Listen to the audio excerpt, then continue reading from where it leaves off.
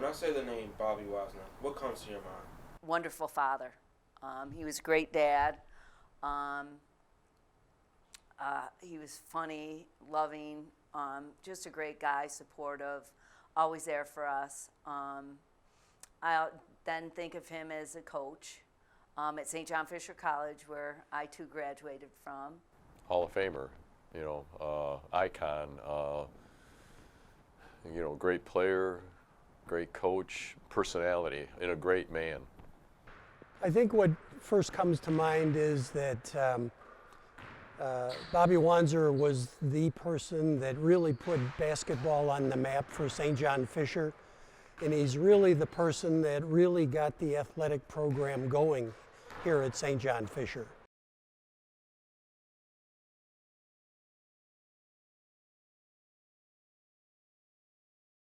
In 1954, I was 8 years old, and my dad took his 3 sons to a place called the Edgerton Park Arena.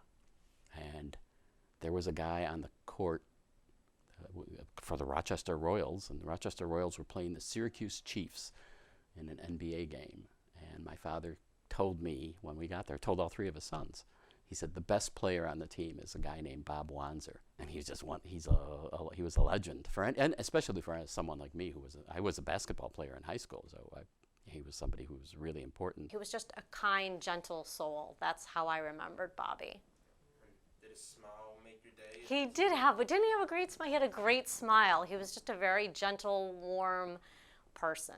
I am one of the 2 owners of the Rochester Rhinos soccer team, along with my wife, Wendy, and I am also a minority partner in the Sacramento Kings basketball team. Unless you see Les Harris in court and you happen to be at the War Memorial, I think it's amazing how few people know that Roch not only had an NBA team, they beat the Knicks in 50-51, won a world championship, that the owner of the team, Lester Harrison, helped create the shot clock, that one of the first African-American players to ever play professional basketball was drafted by the Royals. These are things people just don't know, and it's unfortunate because the history of the Royals is pretty extravagant. That's Bobby on the front. This is 52-53, so it's your official program, Rochester Sports Arena. Again, just typical program, 25-cent program, but you kind of go through it and you kind of see, you see all the different, the players and the advertisements and who the players are. It's just a really neat sort of throwback to the history of what it was, and it's neat to know that we have that history. And I certainly feel pretty privileged to have known Bobby. He was a pretty special guy. He was funny, and to be part of it with Bobby and Les and everyone is just a really awesome feeling for us. Seton Hall grad Bobby Wanzer of Rochester displays to one and all that there is still a spot in basketball for the little man. Bobby Wanzer is the complete ball player. Lester was definitely hardworking. He was honest. He always had a soft spot for Bobby, and they remained friends up until Lester's death. And he spoke of Bobby often and very warmly, and I was fortunate enough to meet Bobby on several occasions. I believe he went on one of the trips with us to Springfield, and he almost felt like in some senses he was Bobby's father or mentor. Les and my father were very, very close. Les was like a second father to my dad. All the players in the NBA were very, very close. In fact, my dad would share stories about the racial discrimination back in the day, and where after a win they'd go out to eat, and they were turned down by restaurants. Not the white players, but the black players. And my father would say that we eat as a team. And so they would search a restaurant until they all ate as a team, because they were that tight. Today, we're going to shine the spotlight on some of the players who helped build the foundation for the NBA of today. And one of them is right here with us in studio as a special guest, former Rochester Royals great Bobby "Hooks" Wanzer. Thank you for being here to share your memories and go down memory lane with us here. Pleasure. I'm happy to be here. It's good to have you. It's the first time someone's called me Hooks in a long time. How did you get that name, by the way? I'd love to go into the pivot until the big fella started to tell me it's Cadillac territory. Get out. Yeah. Oh, yeah, I was the same way. All little guys like to go into the pivot, right? You post up. Yeah. I was going to start a league on the moon. Could you go left and right with hooks? Either hand? Yeah, I love getting in there. And lead with the elbow? No. I wasn't sure. Bobby Ball was methodical, calculated, very smart, and positioning. I mean, offensive rebounds were like, he was so passionate about offensive rebounds. And, I learned so much about the game just by watching this calculating mind. He was known as one of the best defensive players in the National Basketball Association. He jokingly once said if a guy thought he was going to score 30 points on me, he said, I'd break his arm before I let him score 33 points on me. And he never did that, but he was a hard-nosed guy. And going back to his time in the NBA, Bob Cousy was known as one of the best players, one of the best guards in the NBA back then. And we had Bob Cousy come to campus once for the Lincoln First Tournament. And he acknowledged that Coach Wanzer was one of the toughest guys he ever had to play against. That was a look at some of the great NBA players from the 1950s. And Bobby Wanzer, you played against all of them. Tell me about Bob Davies, and you played with him. Bob Davies was a great ball player, and he was team-oriented. And he was really the first one ever to go behind his back. And he could do it in full stride. For a guy his size, he had a great stride. Now, you also had a guy in that Rochester team named Red Holzman. Oh, yeah. Tell us how good Red was, or wasn't. Red was very good. He was one of the smartest ball players. Made very few mistakes. And when he first came down, when I was in college, he worked out against us. I wanted to guard Red because I figured I could learn something from him. Now your team was the team to interrupt the Minneapolis Lakers' string of championships in 1951. Just tell us who was on that team, that championship team with you.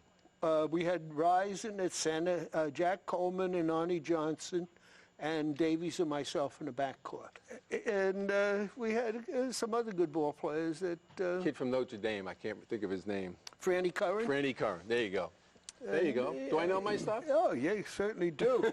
Franny was a great, having Red at the end of the game. You couldn't get the ball from him. If you had a 3 or 4 point lead, give the ball to Red or Franny, and they dribbled it away. My father loved the game. He loved the sport. And I never knew how hard he had worked at getting to that level until the Hall of Fame, when his childhood friends would share that my father was on the basketball court before school and after school and until the lights went out, that he just lived for basketball. Talk about your game, Bobby. Go back to the 40s and 50s. You made the Hall of Fame. How did you make the Hall of Fame? Well, I think it was the team. We were team-oriented. You play with great ball players. Our game was much different than it is today. Today, it's run, speed, up to whoever gets the ball run.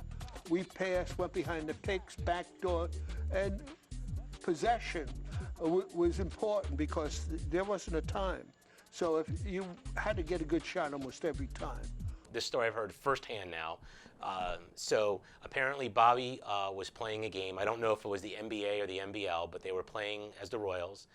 And Bobby went for a layup, and Bobby's momentum actually carried him past the basket.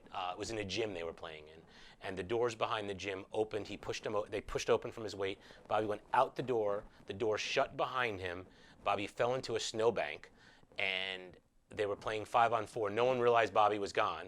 And all of a sudden, Lester said, what happened to Bobby? Where's Bobby? And Bobby's banging on the door to get in. Bobby comes in, they open the door, let him in, and he gets right back in and starts playing again, as if nothing ever happened. We built a basketball court out at my house in Macedon Center. I decided no one's going to make a basket because we're going to have a party, and at the party, we're going to let Bobby Wanzer baptize the basketball court. And so we invited a whole bunch of students out. Actually, we ended up with about 50 people out there. And I said, okay, at some point we're going to go over and have the official ceremony to baptize the basketball court.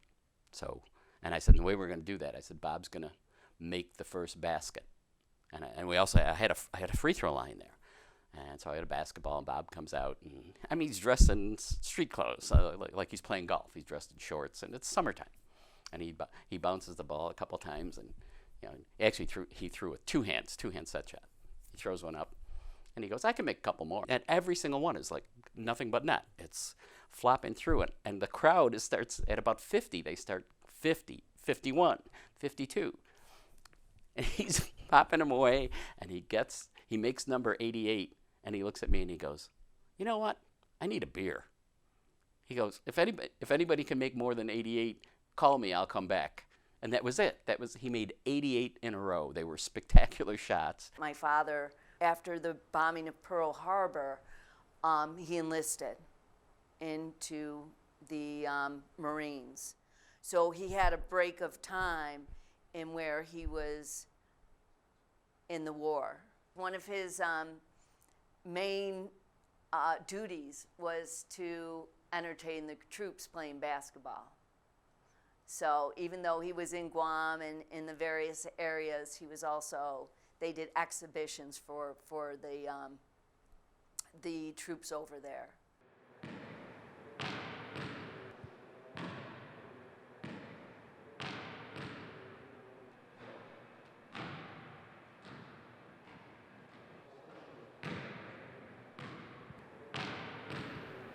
He became the coach at Fisher in 1963. Most people don't realize he had a professional offer the same night he had St. John Fisher offer. But he chose the Fisher offer because he wanted all three of his kids to go to college. His wife Nina was a Rochesterian, and he thought this was the perfect place to bring his children up and to grow up.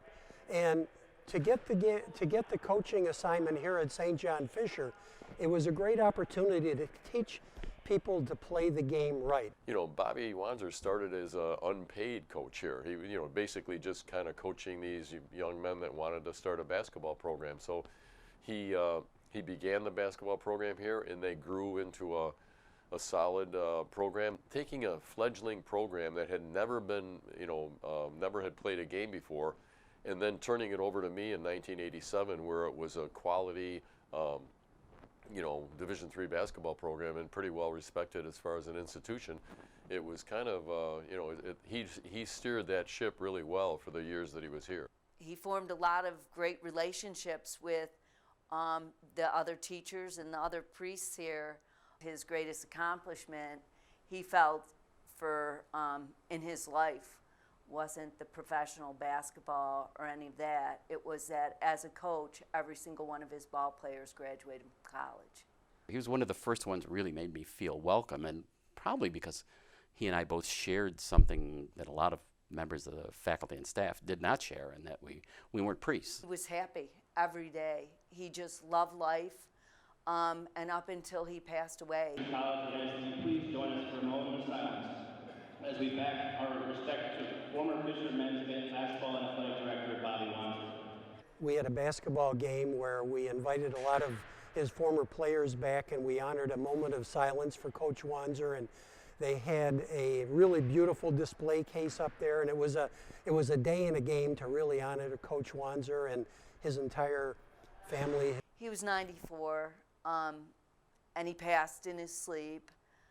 So there was some comfort in that, and that he was with my mother and all his old buddies and teammates. And so the game in honoring him was, it was a very, I'm trying to think of the word, it was a comfort, you know, to see the dedication and all of the ball players that came from that and sent messages, and to see them, the ball players wearing the Wanzer emblem on their, so it was a lot of comfort and, you know, pride in I was always so proud of my father for what he's accomplished throughout his life, because I've always felt he was an amazing, amazing man as well as an amazing father.